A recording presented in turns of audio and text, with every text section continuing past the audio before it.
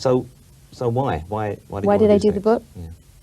Well, after I wrote Justify My Love, I was approached by several publishing companies for some strange reason to write erotica. Just write it. And it had nothing to do with photographs, illustrations, or anything. And so I was throwing that idea around because I was actually flattered, and I said, well, it seemed like something challenging to do, to actually write a bunch of short stories, erotica. And these would have been... It's sort of in the vein of Anais Nin, but today, you know. And in my language. So I thought about that for a while. And then Steven Meisel, a photographer who I work with all the time and who's a very good friend of mine, I've always been bugging him and saying, how come you never did a book? Because Herb Ritts did a book, and Bruce Weber did a book, and Helmut Newton. I mean, everyone's done a book, but Stephen never did. And he said, well, you know, I don't know. And then finally he said, well, I'll do it if you do it with me. So we were trying to come up with ideas for what we would do for the book. And then we thought, well, maybe I would do this thing where I would take on all these different personas and change my hair and my clothes, and kind of in the vein of Cindy Sherman, who I've brought up before to people, where she just totally becomes someone different from picture to picture. So ultimately what happened is I combined both of those ideas, erotica and visuals, and that's what it is. It's a book of erotic fantasies, in the words of, as told by Dita Parlo, a character, and she kind of takes on different personas and different characters, and that's it. And there's pictures also. The pictures sometimes go with the text, and sometimes they stand alone, and that's it.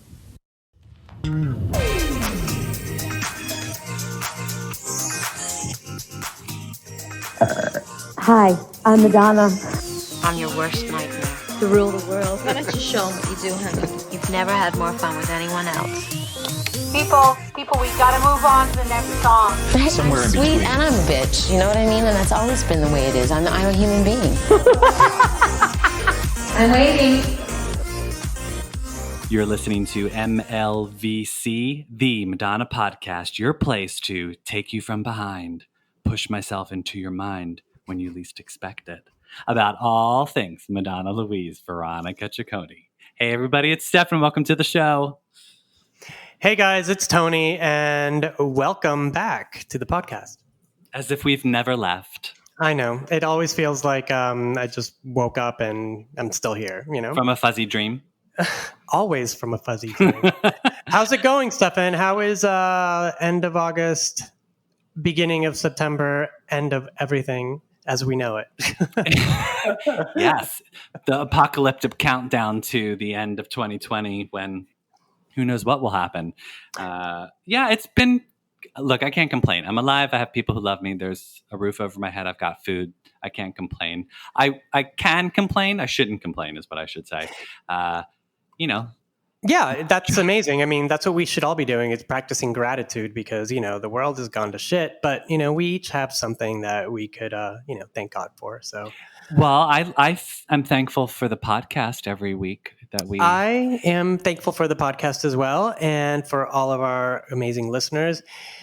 And yeah, I've been thinking about Madonna fandom a lot in the last few days, because I realized that a year ago we were all on pins and needles about to go to the Madame X tour. Oh my God. I know. I think a Facebook memory came up of me trying on the Madame X tour jacket in the Madonna pop-up shop. And I realized, I was like, I've almost paid off that jacket on my credit card. So very fitting that the Facebook memory had just popped up. But yeah, think about that. Almost a year ago, we were having to stay up till midnight to watch Madonna. I actually am all paid up on my Madame X haul, you know, so yeah, and very exciting. We've gotten rest finally, and yeah. But yeah, no, that was a great moment. I mean, you know, it was a little scary because we didn't know what to expect, and we wanted everything to be good for her, and, you know, for the duration of the show. But, you know, it was great because it kind of was bringing the people together, you know? Yeah, and now the big question is, when's the DVD coming out, Madonna? Yeah, are we going to get a DVD? Are we going to get something? We better get a DVD. That's all I'm saying. Are we going to get something to stream? Is it going to be a television debacle like Confessions where they cut everything out? Oh, I know. Remember that was terrible. It was what, Thanksgiving, the night before Thanksgiving on NBC. On NBC. Yeah, and they like cut out all this like trivial stuff that I thought was rather strange. I'm like, that doesn't need to be cut out. I know, and I was so proud of Madonna for being on network television, and then I realized that Madonna doesn't belong on network television. No, HBO, Showtime, Showtime. Something, Netflix, Epics. Something that doesn't censor her art. Well, everybody, unfortunately for you this week, you're not getting a special guest. You're just stuck with Tony and I for the podcast today. It's been a while. That's right. It's been a while since we've done that, Tony. Yeah, it's fun either way. I mean, I love talking to these amazing people, so we can just literally listen to stories and pull their information lives out of them. Yeah. But it's also fun to check in and just talk about Madonna. I mean, that's the whole point of the podcast. Is we're here to chat about the Queen, and who doesn't want to chat about Madonna? Recently Madonna went to Jamaica, had a birthday party. We talked to Marlene, her personal trainer, that was on the trip as well, and apparently it was a great time. But Madonna came back and went to Los Angeles, where she is currently renting a house in Beverly Hills, and she's working on a screenplay with Diablo Cody, and it's actually coming off from what we're seeing, right? Yeah. So most recently, I mean, because Girlfriend's been working, like she's been plugging away. We've been seeing her angst on the sofa next to Diablo Cody and chatting with her kids, and I think due to the numerous Post-it notes with dates and various notebooks and the several mood board photos of her in the early 80s, most of us fans have assumed that it would be an origin biopic movie. But, the beginning of Madonna, if you will. But I think she sent some shockwaves through the Madonna-verse this past week when she was seen paging through and reading text from her very own sex book from 1992. So I'm assuming that means we're going a little past just the beginning. Yeah, I'm excited for that because aside from Human Nature from 1994's Bedtime Stories, Madonna doesn't really talk about the sex book. And it's one of my favorite, it's one of the most intriguing things that she's done as far as I'm concerned. And I would love to see her, approach it in a more open way as opposed to this is what you guys did and now I'm not going to talk about it, Yeah. I'm going to punish all of you. I'm going to put out this really controversial book and I'm not going to say a word about it and you're just going to have to deal with it. But yeah, it's everyone, I thought we would do a little deep dive into the Madonna Sex Book. I know we've mentioned it and chatted about it a couple times on the podcast, but we've never really devoted sort of a deep dive into all things sex book. And with her looking through it and reading it, it prompted Tony and I to like reach into our own sex book and finagle through that awkward spiral bound mess of a contraption. If people have not seen the sex book in person, she did a hardbound book. It's like a metallic, hard metal case, like front and back cover. And it's festooned together with a very cheap spiral. I'm surprised I didn't find a better way to put that together. So from all accounts, Madonna was inspired by Public Image Limited's Metal Box album, which came out in the early 80s. And it was literally a round metal box. And so she told Warner Books, she's like, I want my book to come in a metal box like the album.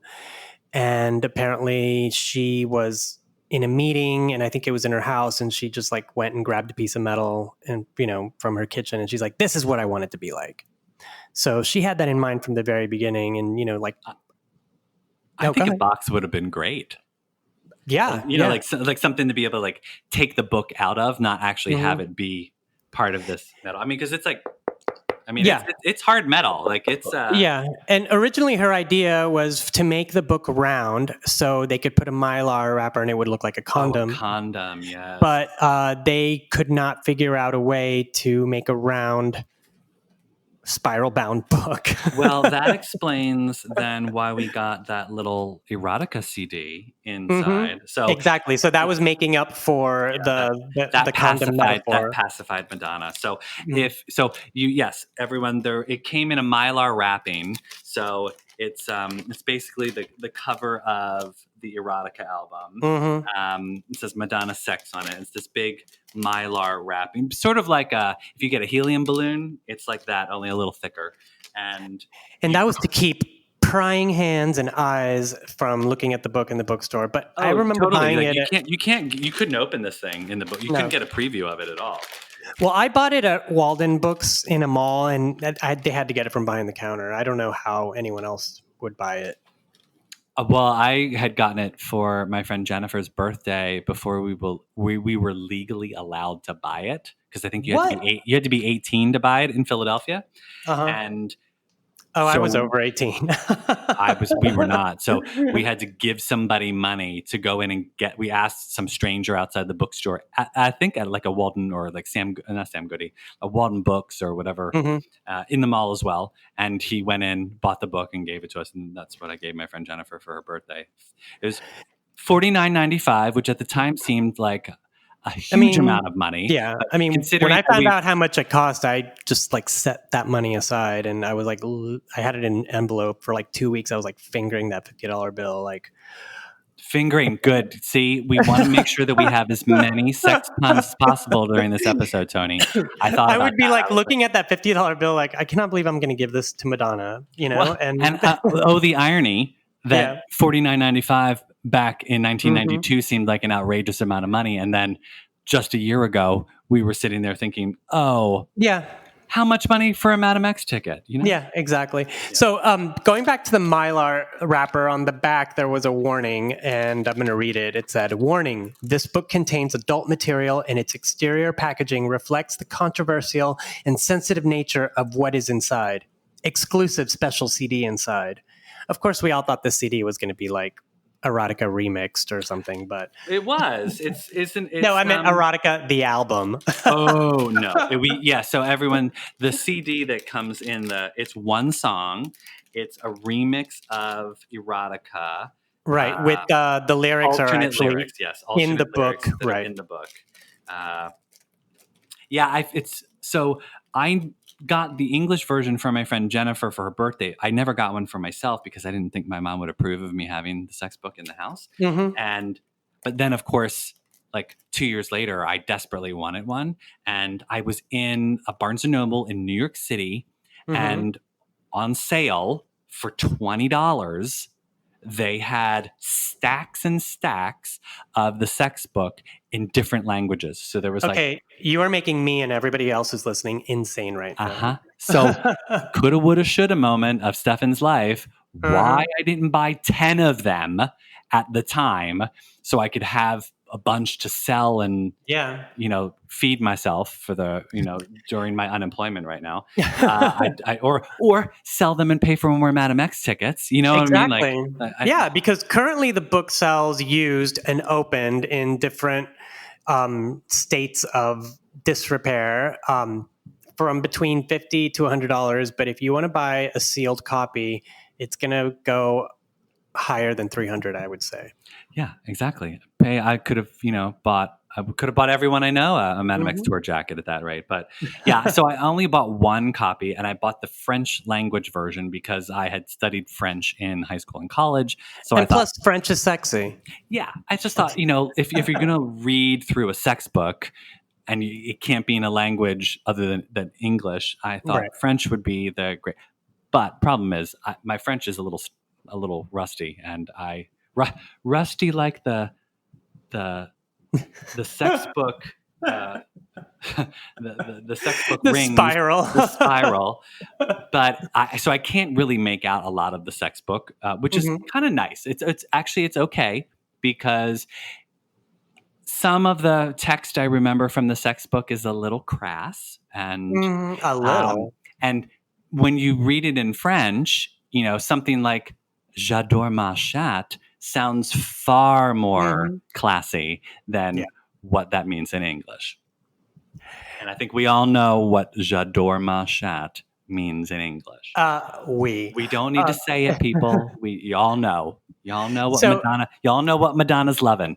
So I noticed a couple of, I guess, references while looking at the book today, and I can't believe I didn't really pick up on this before, probably because I was just, brainwashed by Madonna. So there's 2 letters in the book. Actually, no, there's 1 letter and then 1 page of text where she says sex is a game to her. And basically on that page, it's just dialogue from Body of Evidence. Oh, And really? The movie? Yeah, from the movie. Oh. And then towards the end, I think it's actually the last letter where she says, "Dear John," because she's upset she's not calling him Johnny. And it's basically the same monologue that she has on the stand in Body of Evidence where she catches her lover with another man. We're all animals, Frank. Yeah, exactly. Where she's like, I don't know why he did that, but I can't compete, so pretty much the same story. But, actually... The letters, the handwritten letters by Madonna as her character Dita Parlo, her persona in the book, those in the French language version are still in English, so I can read those. Right. Because as we both know, because we've seen her handwriting up close, it is her handwriting. Mm-hmm. Yes. Yeah, so it's actually also like the Confessions on a Dance Floor font. I mean, that's basically what Madonna's font is her handwriting. Yeah. Yes, that letter kicks off the Miami, or it's sandwiched within the Miami section of her sex book, where she's getting gas topless, eating pizza. And all of those infamously hitchhiking naked. Right. And all of those photos are reportedly inspired by a book from the 30s called Paris by Night, where these, the photographs are all of people in different, just out in the streets in Paris at night, but it's shot the doing same way. Crazy naked things. Well, they're not nude, but they're, just so kind Madonna of like... took it and made her sex book spin. Yeah, exactly. I see. Yeah, there's a lot of very sly references throughout the book. There's a lot of references to Helmut Newton photographs. There's a lot of references to Guy Bourdin. There's a lot of cinematic references. Yeah, I think a lot of people got thrown off by that because Madonna's tits and ass is all over the book. Yeah, I know. But meanwhile, I'm like looking at it and like intently Tony's studying it for cinematic references, and I'm sitting here staring at the naked men. Which I have to say, so there's barely any full frontal. I think there's we get a 1 full frontal and some balls. That's all the men nudity that we get. There's a lot of bush, and I was just going to say tons of pubic hair. Lesbian bush in the beginning. A lot of Madonna in the pool with Isabella Rossellini. There's a lot of that bush. Not as much Madonna bush as you'd think. There is some, but definitely a lot of Madonna titty. And but no, I remember reading a review that when it came out that talked about how kind of prudish the book was. Here's a book that talks about sex and there's actually no hardcore, it's kind of it's like a softcore Penthouse issue. Yeah, I kind of got that too when I got the book, and I was like, wow, she's going the distance, but she's not going all the way because, like I said, there wasn't any full frontal erect male nudity. No. And, a lot of, the photos are shrunken down. So you can't really see a lot of details, which is fine. Well, Tony, that's why it looks like a contact sheet. You invest in a good magnifying glass. Oh, I've already done that. Yeah. I guess she was obviously, Madonna has said that it's meant to be a book of fantasies, that she was meant to have a lot of humor in the book. Yeah. And it's there's some really hot, super beautiful, sexy photos. There's some campy, funny silliness to it. It's less porno and more high art, but with a little bit, obviously Madonna likes to be silly sometimes. Yeah, it's very snarky. I was reading the Vanity Fair cover story for October '92, where those images are so. Can we pause for a second? Yes, those are such good. The Madonna in Wonderland images. Oh my God, they're so good. Yeah, all those photos are direct copies of Playboy layouts from the '60s. Like they're literally. She looks good doing it. Oh, she looks amazing. She looks and great. Of course, obviously shot by Steven Meisel as well. So fresh off the Sex Book. Well, it was actually they were shot was it the same session in the same house, but it was like it was her house in Miami, and it was a few months after they stopped. She put some clothes on, some, not much, but some. Yeah. But I love those pictures. No, those are great, and I kind of wish they would have been part of the book because it's a really cool sensibility. Don't you have that issue? Of the I have that magazine. Not a physical copy, but if any listeners want to send it to me. Oh my God, Tony! I mean, I've had it, but I don't have it. You sold it off to a collector. I just got lost. Yeah, seriously, if there's anybody who wants to make some offers for a hefty Madonna magazine collection, come to me because I have the interview Rebel Heart the PDF from 2010. So if anybody wants to trade me that for the 1992 Vanity Fair. But anyway, so Marie North is the person who wrote the article, and in the beginning, she's talking to Madonna and she's looking through the book with Madonna in the room, and she's saying some of these images are very dangerous, and I feel it like they're almost like an assault to my senses.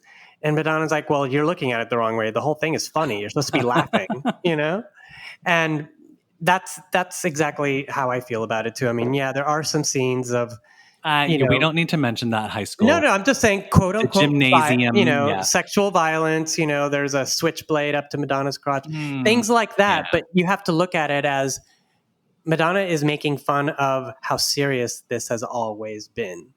Correct. Her tongue is firmly planted in her cheek.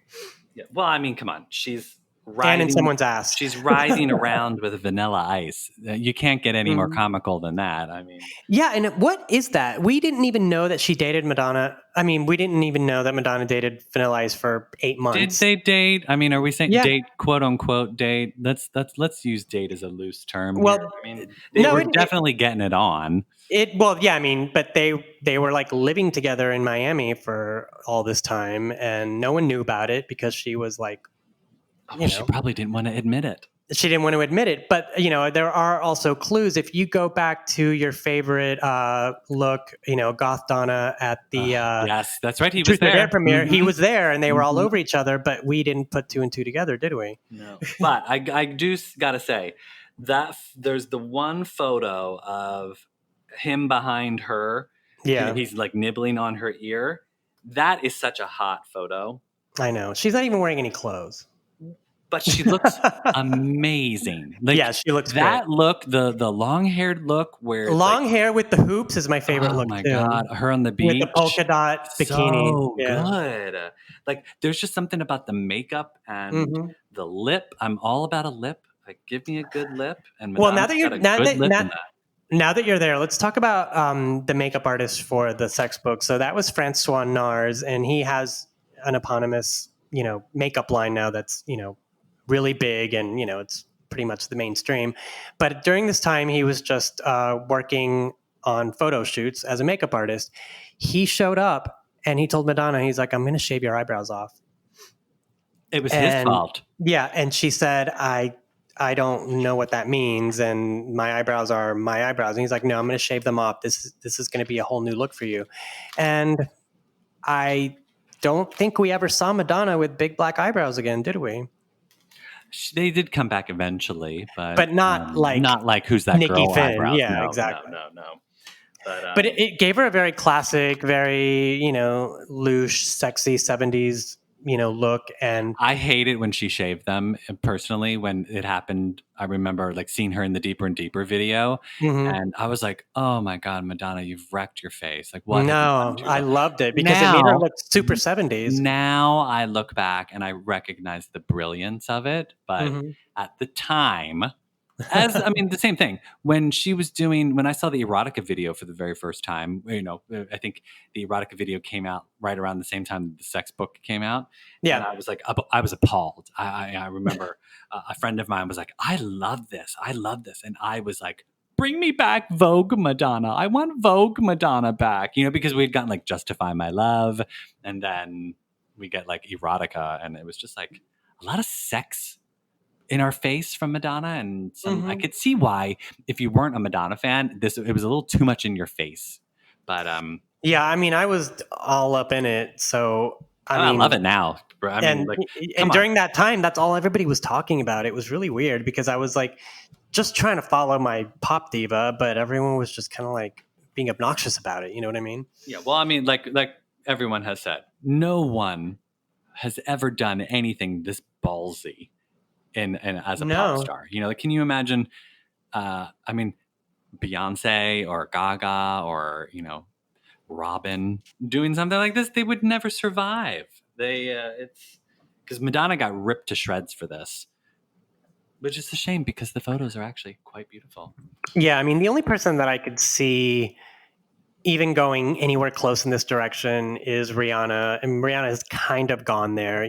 She did those nude photos for Louis magazine in France. And, she put out a very sexy book. It's not a book about sex, but it's got some sexy ass photographs and, it's expensive. It's like $100 book. So I think Rihanna is probably the heir apparent when it comes to this kind of thing, but no one's going to take it there like Madonna did. Yeah, no.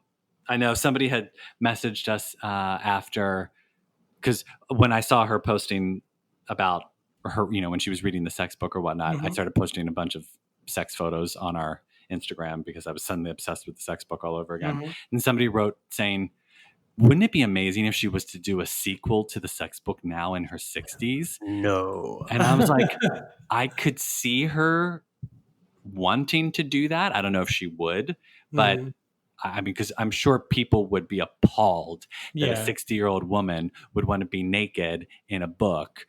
But at the same time, I was like, you know what? If anyone was going to be able to do it, Madonna would be the person. Yeah. Show us what sex in our 60s is like. What's Dita been up to? I don't know. Where has Dita gone? Yeah, what's she doing? Is she still with Johnny? She's still in Miami trying to hitch a ride naked?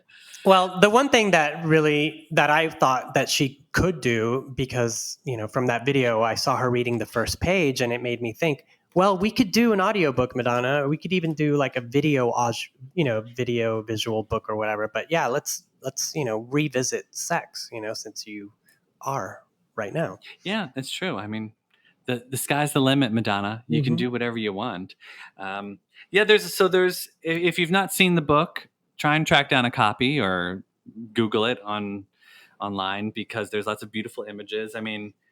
As much as I've sort of turned my back on Tony Ward, I loved Tony Ward when she was seeing him, and he's hot as anything in the book, but his political views are a little not adhering to what I enjoy right now, and his views of the current pandemic are a little like, Tony, shut up, please. So Tony Ward, not Tony, my co-host. Yeah, exactly.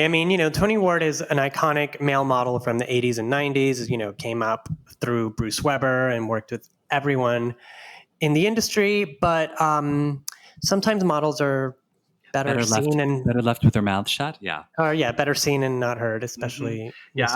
Like the photo of Madonna with biting his nipple ring. That's just it's so beautiful. Like some of the photos in this book are absolutely breathtaking. Yeah. And I love the photo, which is it's like overexposed, and it's the one where he's licking on DJ Craig Spencer's ear, and I know, coming, as just recently had come out when this book came out, and like little like gay, balls she was throwing at us, for lack of a better word, were great. They were subtle. They weren't too much in your face, but it was like, for gay guys in the 90s, that was something we were not going to be seeing anywhere else, Yeah. Well, goodness knows I definitely spent a lot of private time with the the section where Madonna is in the gay club with all of the men. So who's in that, Tony? You know who that is. Okay, so first of all, that place was real, and it was called the Gaiety, and it was a Tony gay strip. Tony was a regular at the Gaiety. Just for I was everyone. not a regular, but I remember going to New York to hang out with friends in like 1996, and I made it a point to go to the Gaiety, and I looked it up, and it was like disgusting. Was it because of the sex book? Oh, no. Of course, yeah. How else would I have known about that, you know? Like, I'm going to know about... hunted it down. You're like, I wonder if Madonna and all those men are just there every night. Yeah, so I found it. It was on the corner of, like, 45th Street and, like, off Times Square next to, like, where the Howard Johnsons used to be. No one's going to know what I'm talking about. It was in Midtown? Oh, yeah, no. It was, like, literally off Times Square on 45th Street. Oh, well, it's certainly not there now. No, it's not. It actually closed like in 2008 or 2009, something like that. From the health department?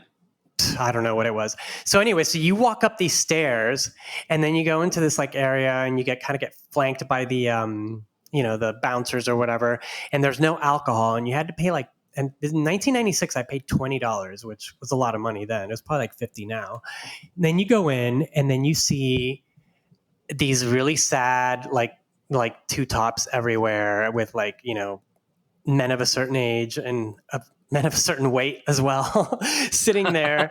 and then you look up and on this like little dank stage, there are all these like completely nude dancers. And this guy who was talking to me told me that all the dancers come from Montreal every week. They switch them out, but there's no like dudes, I was asking, I was like, is there guys from like Brooklyn and Queens, stripping here? And they're like, no, these are all European. I mean, these are all guys from Montreal. But yeah, I mean, it looked exactly the same. It had that, that like really like faded aluminum, I don't know. It was just really, really tired. And it smelled Gritty. like, yeah. And, smelled like bleach.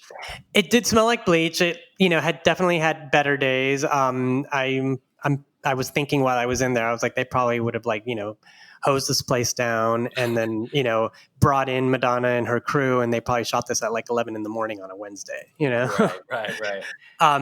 And yeah, so at one point people were giving the dancers extra money to do disgusting things with different, things that you could get in the bar. And, like if you wanted your drink stirred or something like that. Oh. Yeah. So you would walk away with not only a drink stirred with a male member, but you probably an STD as well.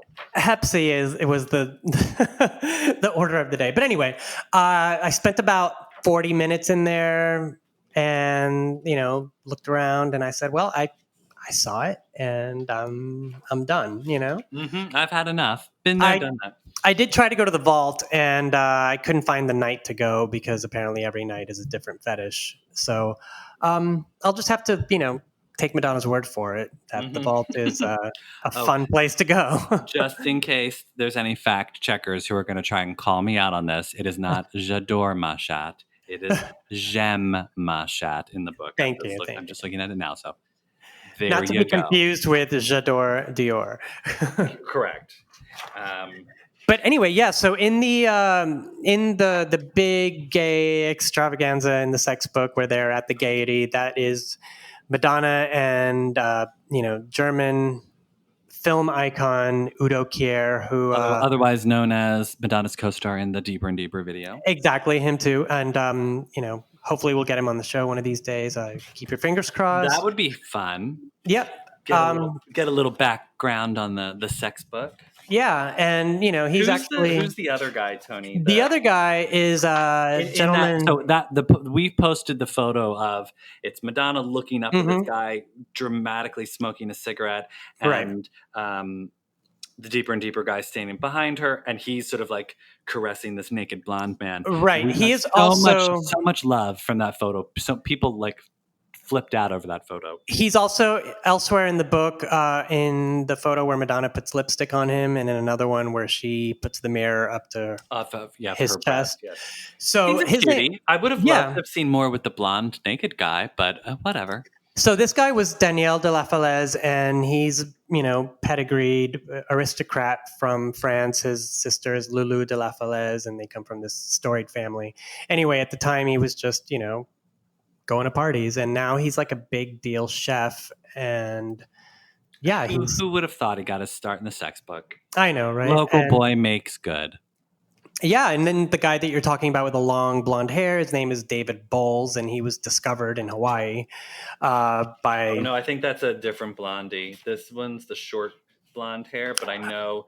there's a short blonde hair guy in the Gaiety section. In the Gaiety, yeah. And then there's a long blonde-haired guy that she's with as well. Yeah, he's also Not to be confused with the guy from Deeper and Deeper eating the bananas. That's the same guy. Oh, it is? Yeah. Oh, so look at the guy with the long blonde hair, his name is David Bowles, and he was hired because he looked like Joe D'Alessandro, and that was part of the sensibility they wanted with that whole Warhol gritty thing. I guess Joe was too old. Well, Madonna had asked him to be in the book, and he declined, as well as... We'll talk about another missed opportunity. Yeah, as well as Michael York. She got really into... She got into cabaret around the time, as evidenced in Blonde Ambition. And she was kind of into Michael York, and she wanted him to be in the book. And I can kind of see him in the Gaiety section, like in a tuxedo, But he turned her down as well. And yeah, I'm trying to remember who else turned her down, but I'm sure it was... Well, I remember when Madonna and Rosie O'Donnell went on the Arsenio Hall show, yeah. and Rosie O'Donnell was joking about how she was in the book. She's like, I start on page 56 and spill over to page 57. And then one of my friends actually believed that she was in the book. She said, I don't remember seeing Rosie O'Donnell in the book. I'm like, she was joking.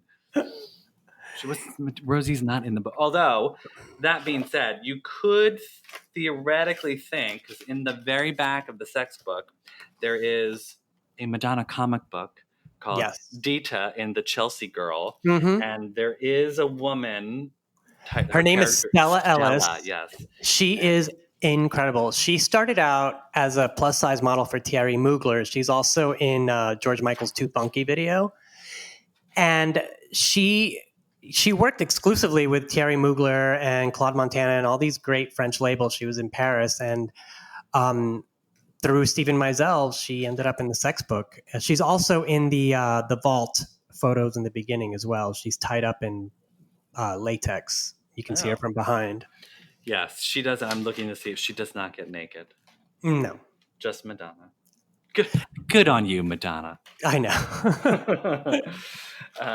Yeah, there's some really beautiful photos. I mean, I would love to post more from the sex book. I'm trying to think of which ones I'd have to censor, like... Yeah, don't get us shut down. Of them. Yeah. I mean, some of the more, I guess, talked about photos are the lesbian threesome in the beginning, which I think is really, really edgy for even Madonna. And the girls that are in the photos with her, they give her some like real early 90s, butch lesbian credibility, because Julie Tolentino, one of the girls, she was owner of the Click Club at the time. She was also like a really, really well-respected ACT UP activist. She was on the front lines, and, she was also a performance artist, and, she was all over New York at that time.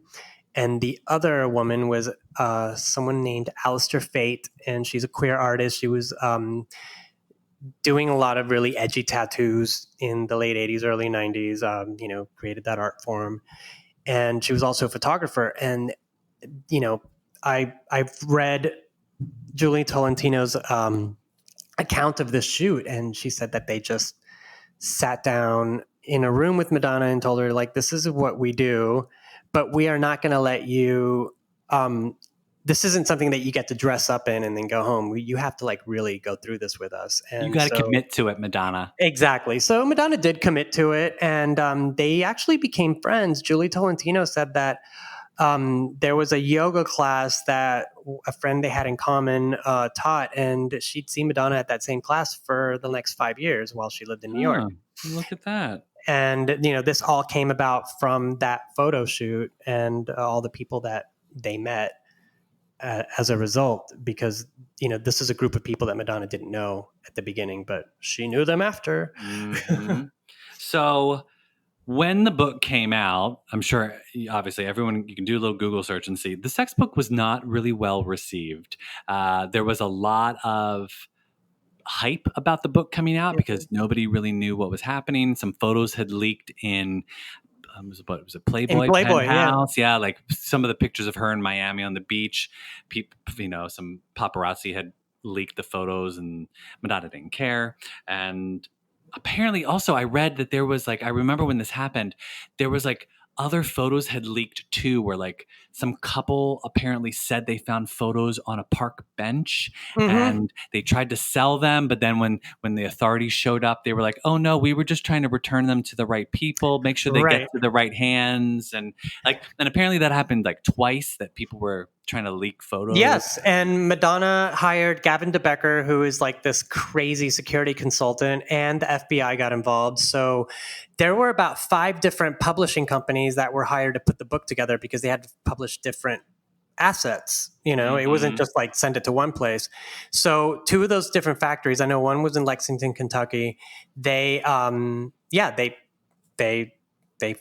the pages, and people were trying to blackmail them or whatever. And if you look at the back of the sex book where Madonna thanks everyone, she thanks the FBI but does not thank the factory in Lexington, Kentucky. I think one of the publishing places, they didn't even want to let people know that they were doing it because they were so embarrassed that that's what was happening. They were, but funnily enough, they were more than happy to take Madonna's money. Oh yeah, of course. Look, the hypocrisy there, oh yeah, we'll take Madonna's money, but we don't want people to associate us with the sex book. Personally, I would have been proud to say I published the Madonna sex book. Think about I guess it was a different time. It was a different day. Now if Madonna was to have put that out, people, they'd be all over Instagram saying, "Well, yeah, I published this. Look at me. Give me followers. I published." It's a different time. Now, you can go to the Taschen website and find all kinds of artful smut, like the Tom of Finland book or the Dick book, and yeah, exactly. It's all out there. But this is all, Madonna kind of opened the door for this. Yes, you could buy photography books in the early 90s, right. Madonna was not the first person, right? Nor was she going as in depth as some previous sex books. But she made it mainstream. Yes, she was the most mainstream person to ever do something this "quote unquote" underground. I was interesting. I had saw a quote from Newsweek, who did a cover with her and her gold tooth, saying, "The book is cold and uninviting, pushing you away rather than drawing you in. Madonna pursues her ersatz identities with no more commitment or personal risk than she assumes in her music videos, and with no more intimacy. Sex is convincing only when it's playful, as when she appears nude in a Miami pizzeria, chewing a slice while a baffled customer looks on. Elsewhere, she's simply undressed with no place to go." And I'm like, well, I don't know if I necessarily agree with that, Newsweek. I don't think they got it. No, and I don't think a lot of people got it because, as you so eloquently said, it's that the book was not well received. However, it sold out its first printing in within a month. So it sold 150,000 copies on the first day. Right. So one of the things that the publisher told Madonna was well, we're not going to be able to make a profit because this book is so expensive to make, and unless we sell 350,000 copies. And she's like, "That's not going to be a problem. Don't worry about it." And they kept trying to say, "No, we need lower costs. We need to do this. We need to do that because we need to be." Warner Books wants to be able to get some sort of a profit. And she's like, "Don't worry." And what happened? The entire million. The run of 1 million books sold out. The first edition is completely sold out. Warner Books had a plan to release a paperback edition in June of 1993, but all the bad press, they just didn't want to get involved. And damn, I would have loved a little sex paperback pocketbook. I know. Carry it around, take it with you to Fire Island and read it on the beach. Take it with you to school, It's like, do a little book report on it, what's your book report on? Exactly. Sex. And, also another reason that I wanted the paperback book is I wanted maybe a better, all of the written sections, I wanted them to be on a page where you could actually read them. I mean, what a concept. Imagine that. Well, and Madonna has gone on record as saying the writing is the stuff she's most proud of in that book. And the writing is very interesting. I mean, first time I read that book in 92, there were a lot of references that I didn't know anything about. And as a result, I know about In the Realm of the Senses. Was this how you learned about the birds and the bees, Tony? No. So you knew about that before, or did you find out after? I knew about the birds and the bees, but I didn't know what it looked like until I saw this book. Oh, God. Madonna Sex Book's the first way you find out about what sex looks like. That'd be frightening. That would be frightening, yeah.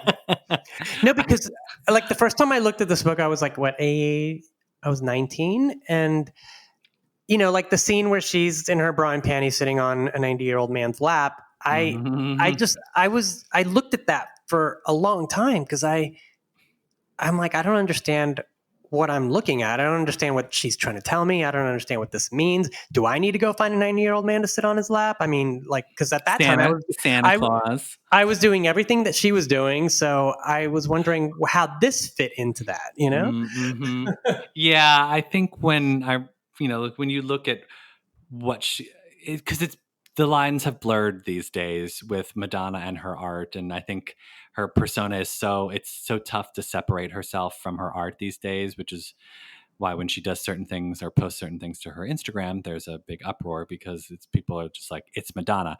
When the Sex Book came out, the same thing was happening, obviously, but I feel like it was a little easier to sort of sit through the Sex Book and say, clearly Madonna's not having a relationship with a 75-year-old man. Oh, no, Stefan, come on. Didn't you read the first page? This is a fantasy. It's all made up. Yes. Any similarity to living persons is not just, it's ridiculous. It's in French, Tony. I can't, I don't know. That, okay. I mean, it's. But that's what she says pretty much. Yeah. But so then I think the only other thing that I thought was like super fascinating about the Sex Book rollout was the sex premiere party. Oh, that's right. So yeah, she had this Sex Book launch party in Super Studio Industria, which is a studio that's still open actually in New York on 12th and Washington in the West Village. And as Stefan and I were talking earlier, that must have been some dicey ass neighborhood in 1992. Robin Leach was one of the people who came to that. That he was probably just like telling his driver, just don't turn the car off. Just sit there, and if I need to come to you, you'd be ready to roll. If you some of you guys that have lived in New York or been here in the past, I think it's like I'm pretty sure that was close to where Tortilla Flats was, right, Stefan? Yeah. I mean, you could walk there. Yeah. Yeah. Oh, well, Tortilla Flats. R.I.P. Tortilla Flats. R.I.P. Old New York. Yeah, seriously. There's these days, pretty much everything's closing in New York City. So. There'll be a rebirth at one point, absolutely. But yeah, so Madonna Sex Party. She shows up looking like Heidi on crack.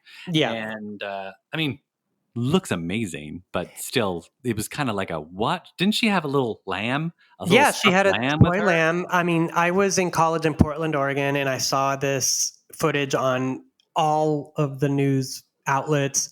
And I was like, why am I in Oregon right now? Like, question mark. Why were you in Oregon? I went to college, as one does. You were finding yourself. It was also the 90s, and, I had to wear flannels, and I had to go to the Northwest. I was going to say, you saw Reality Bites, and you were like, I have to go west. But yeah, I was like, everything that I've ever wanted to see in, Entertainment Tonight was happening, at Mary Hart was not at that party. No, she wasn't. But she was Robin Leach. She was not on that guest list.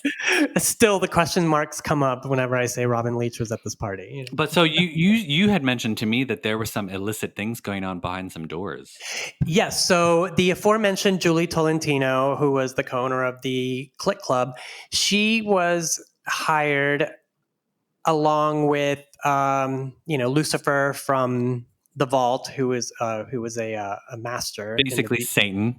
Yeah, he was a master in the BDSM scene. So a couple of these, nefarious types were hired by the event planner that Madonna was working with for the party to kind of come up with these set pieces, and this is something that we would see at nightclubs in New York through the late 90s, early 2000s, whatever. But this was, at this party, which was a mainstream record label party. So, these weren't things that people were expecting to see there. Like, there were like S&M demonstrations from two guys that did this at the Pork, which was a party at a S&M place called The Lure that was in the meatpacking district. And so they were tying each other up and pouring candle wax on each other. And then there were these like doors, these like swinging doors. And if you opened it or, swung it, then you would see guys making out, or you would see, two women having sex, or you would find someone getting spanked, So, Nothing like a good spanky. Nothing like a good spanky. So, there was one account that I read that, a bunch of guys that were working on the Erotica album, doing sound mixing and producing and all that. Those guys. Yeah. So they show up at the party and they couldn't handle it. They had to leave. Needless to say, they had not been warned. Yeah. Such prudes. Well, and unfortunately, there were no cameras allowed at the Sex Book premiere party. So we can see are people walking in. I bet there are some pictures, but they're probably under some heavy lock and key. Some collector out there has pictures, because there were no cameras that were meant to be allowed when I went and saw her at Roxy on Valentine's Day in 1998. Right. Yet there are pictures from 1998, that performance. And I was like, I wasn't allowed to bring a camera, and I was front row. I would have brought a camera and taken pictures. Well, I know that our friend Louis Extravaganza was at this party, so we should yes, that's right. We should ask him if there's pictures. We should ask him to just dish. Seriously. I know. I'd love to know that. So anyway, that's what we just thought. Chat a little bit about the Sex Book, since Madonna was going through it. It just, threw us back to a time gone by.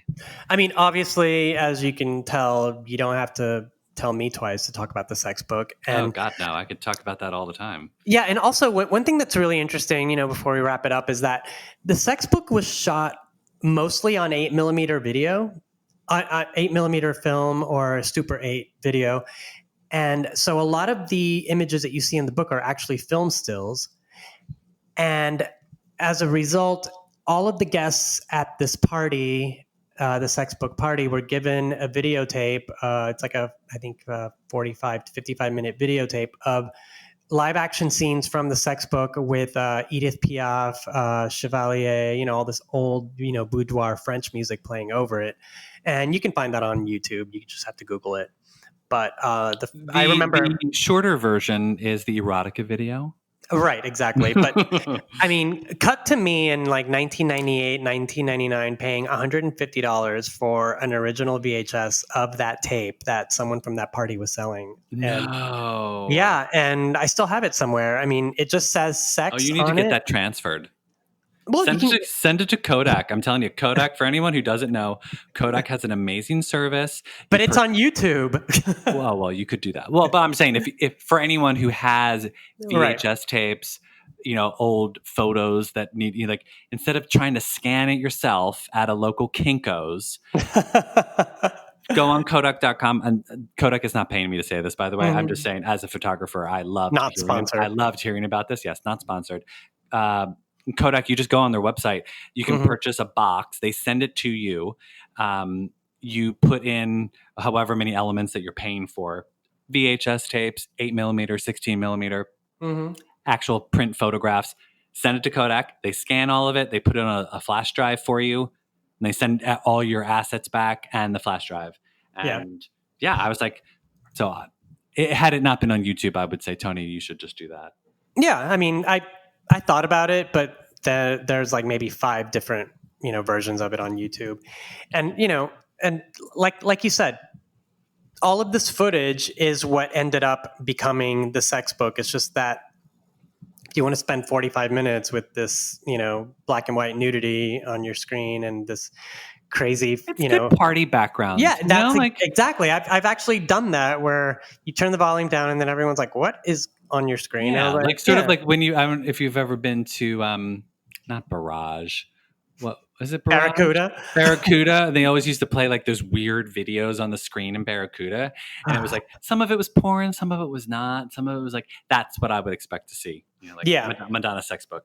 Yeah, just like sleazy stuff that you can't place. Kind of raunchy, but not appalling. Well, yeah, like I said, I could talk about the sex book. Yeah, I'm glad we sort of got that out of our system. We still need to do an erotica episode one day. I was just going to say, yeah. So, you know, like we've done a sex book episode now. We have to do an erotica one day. One day.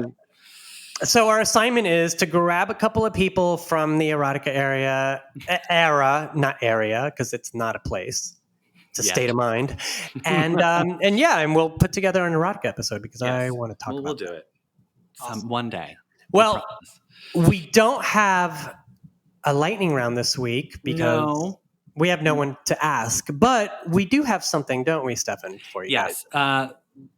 We will say our farewells, and then we will play you off with a little treat from friend of the podcast, Liberty Rentrop. Something a little audible, audible ecstasy for you. Another treat, if you will. But yeah, thanks for joining us today on the show. It's fun to talk about Madonna and sex and chat with you, Tony. Yeah, and it's also fun to know that Madonna is also talking about sex and I'm addressing. I want to see. I can't wait to see where she goes with this.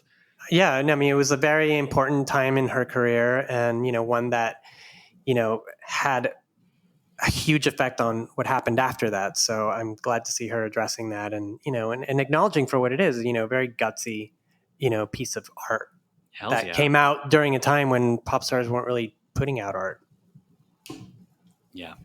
Now everyone's got art and merch and bundles and vinyl and cassettes. It's too much. It's too much. I know. Well, we want to thank you guys for listening to us again, and we'll be back next week with another jam-packed episode. Whipless episode. Exactly. So you can find us on Instagram at MLVC Podcast, also on our website, www.mlvcpodcast.com. And you can listen to us wherever podcasts are available. And tell your friends, if there's someone that loves podcasts, why don't you tell them to check us out? I mean, I do. I tell people all the time. All right. We'll see you next week, guys. All right. We're going to close out with some Liberty. We'll see you guys soon. All right. See ya. Bye.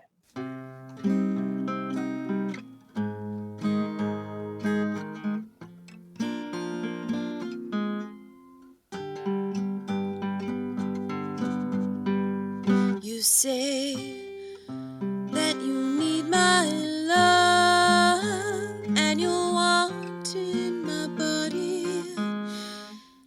I don't mind, baby, all I've got is time, and I'm waiting to make you mine. You say you wanna stay the night, but you leave me tomorrow.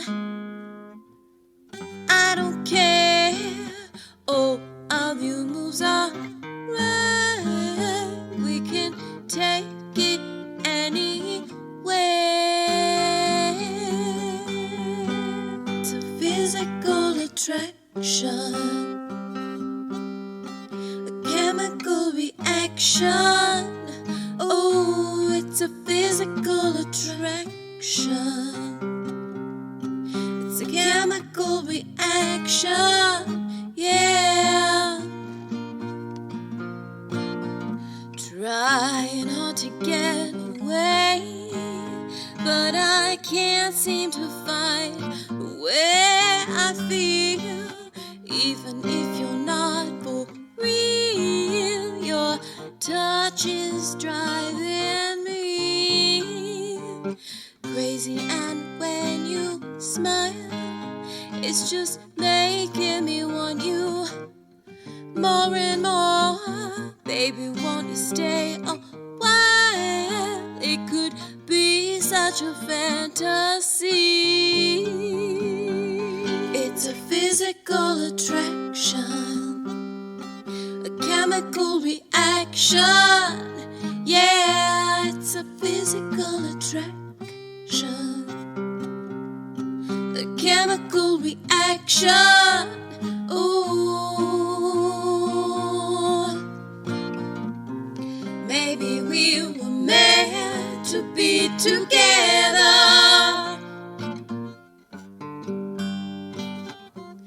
Even though we never met before, we got to move before the sun is rising.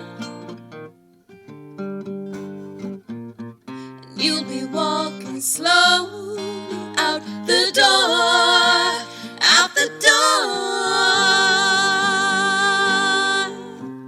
You're confusing me, 'cause I don't know if you want me, but I know that I want you, and that's nothing to be ashamed of. What are you gonna do?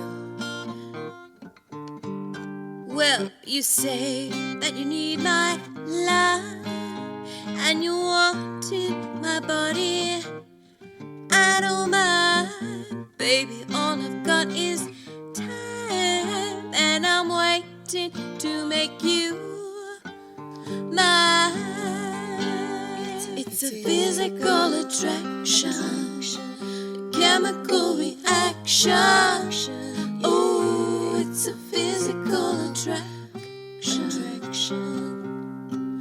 sweet satisfaction, yeah.